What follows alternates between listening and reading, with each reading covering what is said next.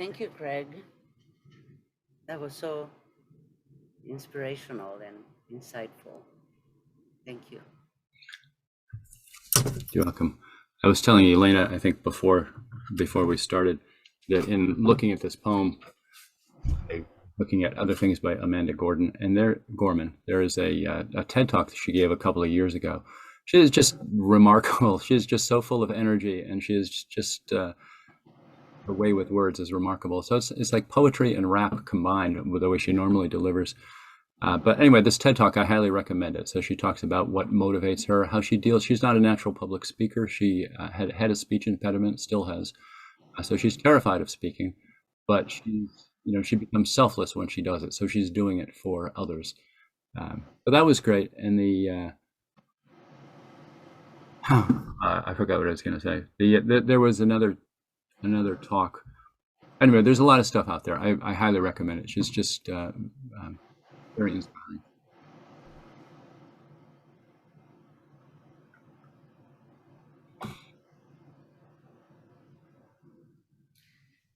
So, I'm so happy that you're bringing this, this talk about shared harm, compassion, calling people by their many names that we go by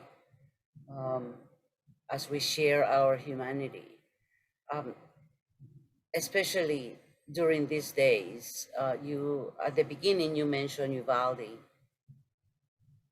and then just within a week before that, it was Buffalo, and right after Uvalde, there was something else and something else, and it seems like every week now we're having more and more incidents of extreme violence and hatred for others and for self as well, because the perpetrator usually ends up shooting himself or getting shot, because that's what they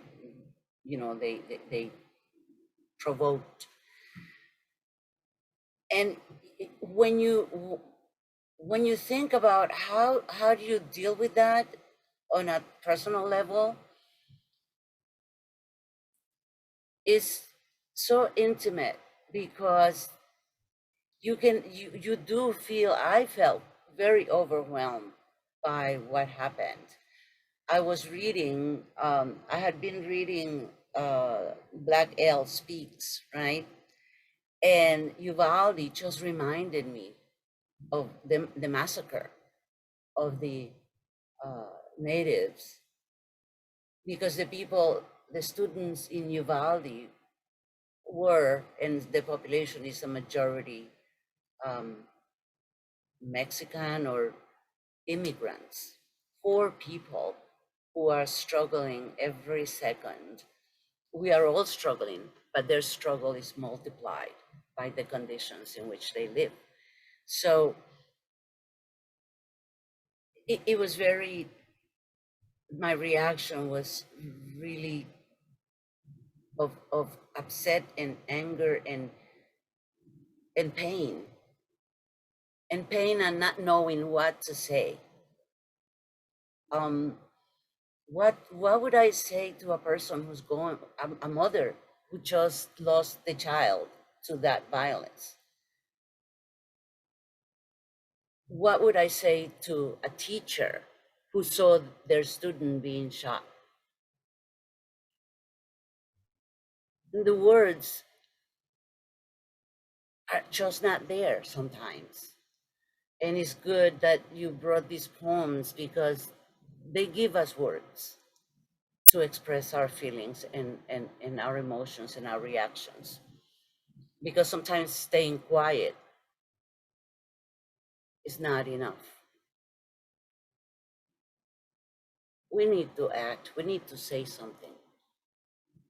And if we don't know what to say, I think maybe just be present there.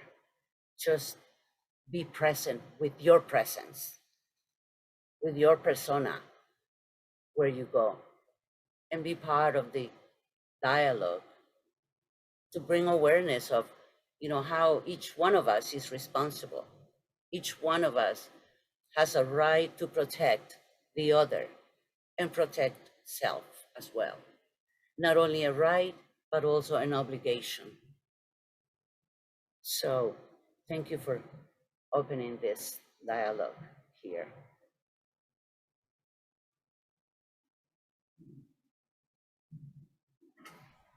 You're welcome.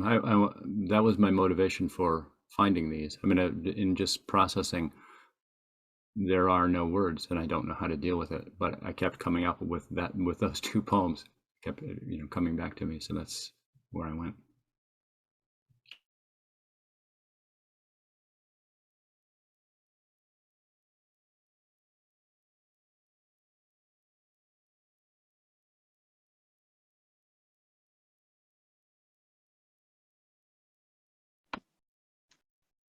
Bobby bowing in.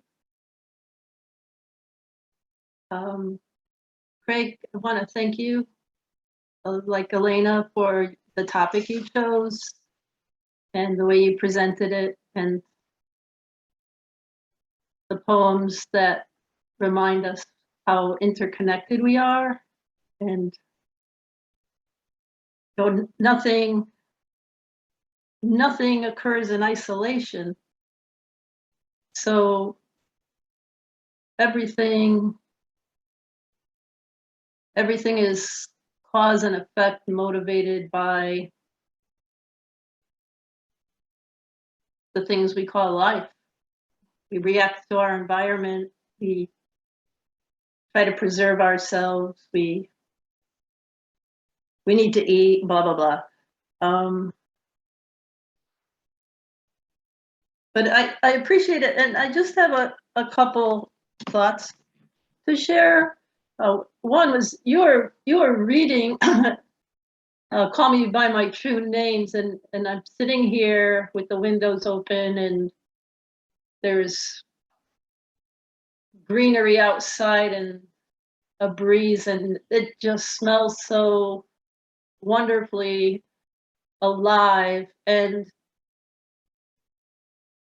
I don't know why this has been happening, but F-16s start flying over low, and they fly over my house way too often, and it just shakes me every time and reminds me that I'm in this world where the military is so present.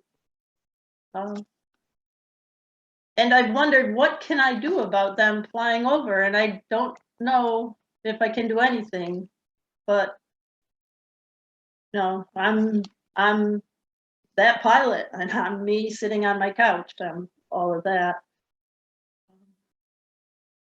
With regards to Uvalde, I heard a couple things that I thought, wow, those are really good ideas. And one of them was someone had suggested that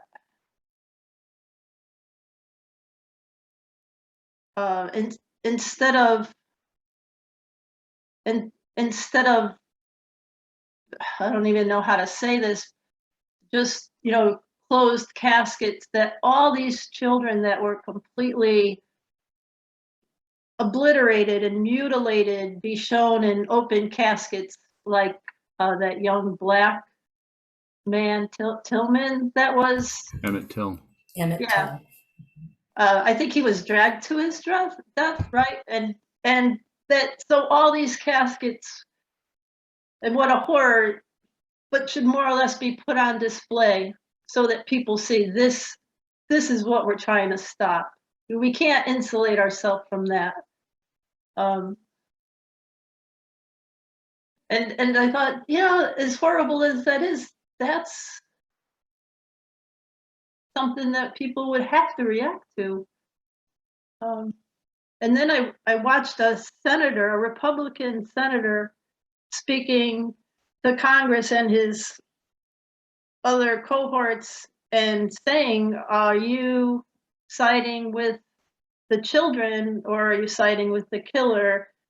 And he just went through everything they do that's ineffective and is not leading to a resolution for gun control, and even giving the data from gun owners that they want more restrictions and background checks, and and it's just like there's a block there. And then he was talking about a mother who had a 5-year-old daughter in his district. He's from California, and the child asked the mother after Uvalde, when it happens to me, which photo are you going to use? It's just, it's hard to even fathom the depth of that grief. And these are children grieving that are, they're just waiting for it to happen to them.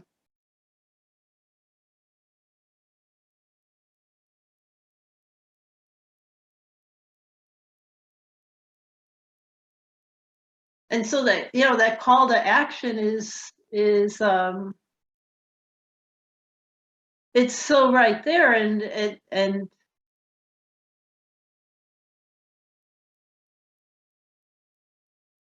I don't know the effective way to do it. No? That seems to be,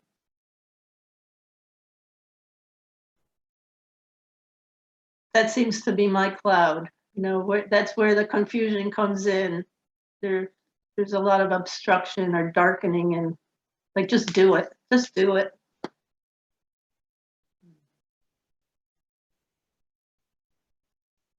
Bobby bowing out.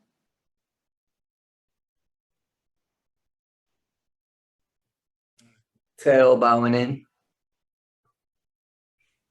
Thank you, Craig. Thank you, Bobby. Listening to what you just said, Bobby brought a couple of things up for me. One was that I don't know if you're familiar. I got the book up here somewhere. I keep looking for my books. But Father, he's known as Father G, a Catholic priest who pretty much quote unquote set up shop, right? In a gang-ridden neighborhood, a Latinx gang-ridden neighborhood in LA. And he actually started working with gang members and helping them transition out of gang life. You may have seen some of the businesses that he has opened with his organization called Homeboy Industries. I've been a supporter for several years. I did read his book, and in his book he talks about a young woman who asked him, who asked Father G to make sure that she is buried in a pretty dress, because she did not expect to survive this sociological state, right? This violence in her neighborhoods, and that is something that does run in our society. At one point years ago, I don't know what the statistic is today. Well, actually, there was a recent statistic, but a Black man under the age of 25 is more likely to survive Afghanistan and I remember Vietnam than he is to survive the streets of America. And on many levels. We know that there is such a thing that we call driving while Black, and the dangers of how Black mothers and Black parents have to teach their children what to do to survive a traffic stop. Also, a recent statistic that I read, and this was in the last couple of days, and I'm sorry I can't quote the source because I kind of fly through the news because I don't like to be pulled into it too much, but I like to keep informed. was that there actually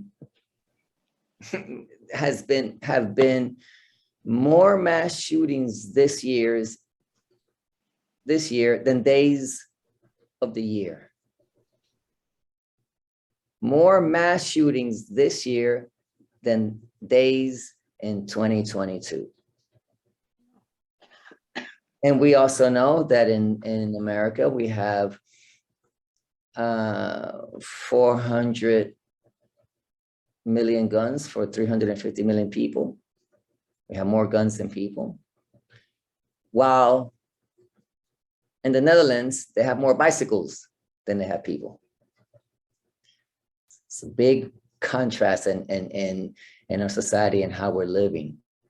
And yes, when these things do happen, we feel like Uvalde, we feel so helpless. And there are times that I feel, you know, I'm sharing what you said, Bobby, that sometimes I feel like, what do I do? Like, I can't even think of anything. How, what? And I think that's part of our trauma, as our collective trauma and our collective mourning, and collective sadness. I was feeling that as I was listening to you, Bobby. I was like, oh my God, I feel so helpless as well, right, at this moment. And then I have to remind myself that there's 3 basic concrete things that we can do. 1 is vote. 2 is donate. 3, volunteer. And these are concrete things that we can find in our communities that we can do, however small it may feel, it may be, however small the donation may be, however little time you can give. And make it to the ballot box as much as we can. And these things are helpful, and we're doing our part as best we can, and that gives us a little solace that we are doing, you know, whatever we can, that we're not letting engaged Buddhism down. We are engaged Buddhist, and no matter how small, we are still working hard to be bodhisattvas as best we can, and remind ourselves that we are doing that. That is part of my self-care. Sometimes I have to stop and say I can't go on, and then I go on.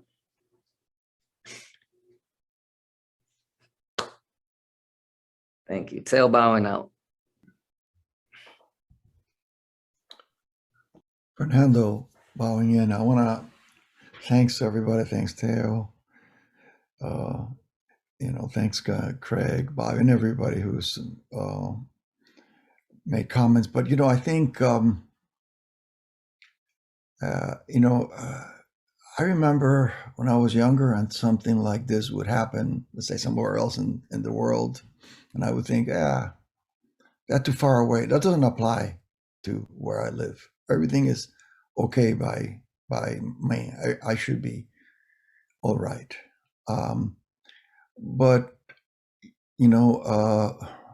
Buddhism has taught me how we really are all connected. I don't know if a very famous teacher, Jewish teacher, Rabbi Abraham Heschel, said, "A few are guilty, but we are all responsible." So how can we change things? How can we be effective in doing something? And when something happens, like all these shootings, you feel like has been well voiced, is so helpless. But I think that we have to listen to Amanda Gorman, that we need to be agents of transformation for society. And the way you start in your own circle, in your own neighborhood, showing people that love is more important than hate, showing that being kind, helping your neighbor is crucial. Teach your kids, teach anybody who would listen about all those attributes to transform society. I used to think that I need to change the world, but like Shantideva says, I'm just changing my shoes. I want to be, so I want to change myself and transform in myself first and everybody around myself. And hopefully that ripple will catch more ripples and create big waves. And maybe we can change things. The other thing is, I pray a lot, and I thinking of Tonglen practice, trying to get to share that suffering from those people who are suffering and try to send them peace. That's something that sometimes I found useful in dealing with people who are suffering, and as well as in multiple kinds of places. But those are some other things that we can do to try to transform this society that values guns so much, and but doesn't seem at times to put premium on lives. Fernando bowing out.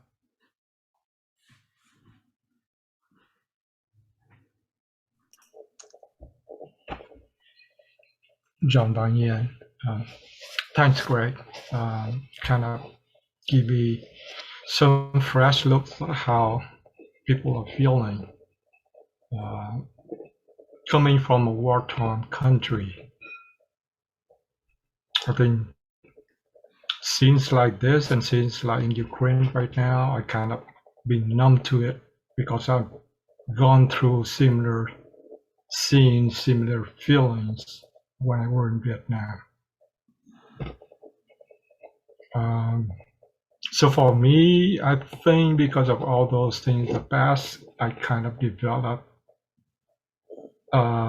some nature way to automatically blocks those feelings so that you don't get hurt. But your the comment about the way people kind of sweep everything under the rug and avoid the issue, I kind of understand that. For meditators like us, we have practiced to deal when the emotion arises. But been going through those stages that I've been going through in the past, I think it's not easy for normal people. That is a natural way people protect themselves from being hurt. When multiple hurting feelings from various angles rising up and you don't know how to deal with them. But I think those people, they need psychologists or therapists to help them in start peeling layers and layers that whatever they bury so deep and be able to account them. We're practicing meditators. We have learned how to deal when those emotions arises and look at them objectively. So I think we can do that. And sometimes, if the emotion is too overwhelming, we have to take a break. And when the situation calms down, we kind of sit down and look at one particular area at a time, try to deal with this. So I think that for people that cannot deal with it at the moment, it's okay to just bury it to get through, and then seeking help, psychologists or therapists to get through that and be able finally peel all those layers and be able to count it and resolve that. But I think I disagree in that point that we shouldn't do that because some people just couldn't deal with it.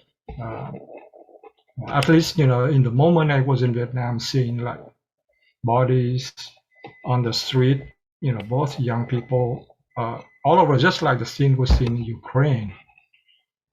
Tai said that he doesn't want to look at those scenes because those brought all those memories back, and it's hard to deal with. So I think with these people, I think maybe some of you that were coming from war-torn country, you have more way to deal with those kind of things. I think Native Americans here, these kind of really really shock scenes.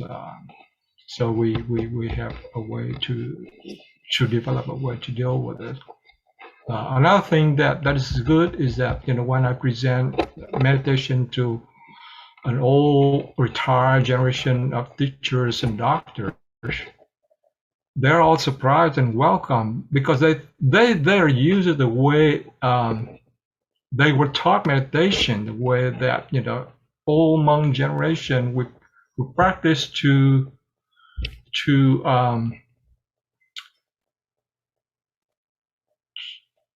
mainly with practice meditation for ourselves to be able to release ourselves, to come to nirvana. And the way I told them, they said, wow, this is a new fresh breeze. We're engaged Buddhism. We're actually involved in the daily life of people around you. Trying to apply your practice to your daily activities. And I think that I got surprised also that there those old generation that are very welcome. They said, this is new. This is what they want, not the old ways that people just sitting, meditating, trying to get to nirvana. So I think that I look at this as the United States have like 200-300 years of history, and the momentum, this like a snowball rolling, is too big. Individual cannot stop it. Being engaged, each individual, and trying to influence people around you to be more engaged, I think that's a way to slow down this momentum. And the momentum is collected to a critical mass, then we can stop it. I was thinking about like 20 years ago, the tobacco industry is just like controls everything. But look at now, when people start being aware of all the issues relating to tobacco and everything, everybody now is against the tobacco industry. And that is I think a few years ago when it reached the critical mass that we can just put a stop into what it used to be. John buying out.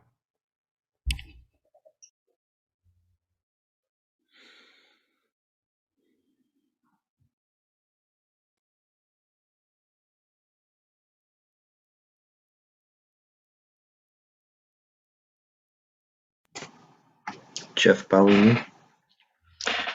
So thank you, Craig, Elena, Fernando, Theo, John, Bobby, everyone who has shared. Thank you, Craig. I think I see that one talk was enough for today. It was such a powerful topic and good insights, and has led to much wonderful discussion. Thank you to the Sangha. It's a very difficult topic for all of us. I think the Uvalde shooting for those of us who are parents, it is heartbreaking and overwhelming, and it is difficult to think about too much. And sometimes individuals or society need strong medicine to help to transform. And so I think while it is awful to think about open caskets or something to help to soften the hearts, and perhaps it's not even softening the hearts, I would expect that almost all responsible gun owners feel just terrible about this. But perhaps they have received other messages, so they have their own delusions, their own fears, and their fears have been stoked enough that they feel they need a AR-15 to protect themselves. So they don't want anyone limiting that right at all. But the side effect is that there are so many of these guns around, and they are so terrible in their effects, much worse than regular handguns. That perhaps with some strong medicine, enough will change their votes and allow some bills to pass that would help to limit this and help reduce our collective karma, our snowball that is rolling in the wrong direction. So I think it can change. And thank you, John, for the words to inspire hope. Remind us about the tobacco industry that seemed at one time it could not be defeated, and now I think I've heard NRA, and there's actually some other group that stays more in the background but actually contributes more like lobbying money than NRA. I forget their name. So there are those. So thank you, Teo, for the reminder of the things we can do. We vote ourselves, and Fernando, we change ourselves, and we talk to people around us, and maybe we can have a little bit of a effect on our, for me, my neighbor who wears his NRA hat out when we have a chat on the side lawn. And I like him. He helped to evacuate my family when we were getting flooded. He's, in some ways, he's a very good guy, but he would probably vote in a way that would support, excessive guns in our society. So it is a good reminder: vote, change yourselves, change those around us, donate, volunteer.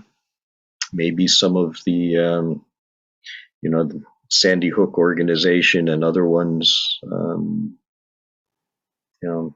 they could still use some more donations to balance to get more lobbying. So hopefully there's a chance, and that big snowball will eventually melt with enough help from people. So thank you, Sangha. Thank you for the words, both to allow awareness but also self-confidence, joy, and hope. And I do think there's a balance between, just one last thought, I know it's getting a little late. There's a balance between perhaps a timing of as John said, where it is okay, is protective to push something aside when the pain is too great. As practitioners, I think, as Craig said, we are aware that it is temporary, that these overwhelming feelings are temporary. We may need to push them aside. Thich Nhat Hanh talks, and I'm sure many other teachers talk about building up a reserve of mindfulness from practice before we try to encounter or transform those very big blocks of pain. So we need, to sit, we need to walk, we need to allow ourselves to feel joy in the things around us. And then once we do that, we may be able to come back to that block of pain with a little more strength, a little more ability to manage it, to put it somewhere and hopefully transform it at least partially. You know, the pain's still there, but maybe it's not overwhelming anymore. So whether that pain is from big things in society, or perhaps personal things, you know, death of a loved one can be overwhelming, certainly for a while, and then we put it in perspective. So thank you all of those, everyone, for those reminders. Thank you, Sangha. Thank you for being there.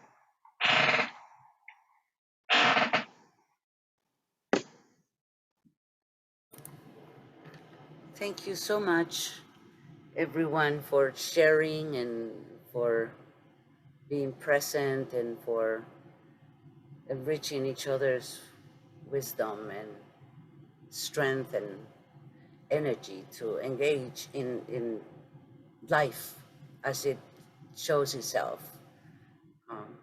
onto us wherever we are.